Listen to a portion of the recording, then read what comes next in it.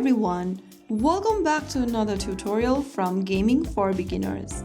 Today in this video, I'm gonna be guiding you through how you can easily log into your Heyday account. Are you on Heyday and wondering how to log into your account?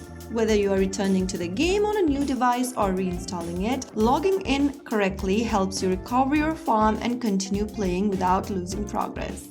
So first of all, open up the Heyday app on your smartphone or tablet and wait for the game to finish. Once you do that, you will come across this age page. Here you'll be asked how old are you. If you've played Heyday before, then you can log in from this page. Go to the top left corner and tap on the Supercell ID button. And on the right hand corner, click on the Continue button.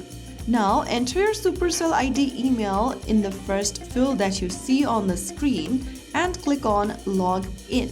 On the next page, verify your email by entering the verification code that you'll receive via email inbox. Go ahead and open up your email inbox and you'll receive a code from Supercell. After typing down the code that you received, click Submit and then select your farm and click on Load, and this will load your progress. Accept the terms and conditions of Heyday and you'll be able to load your farm just like that.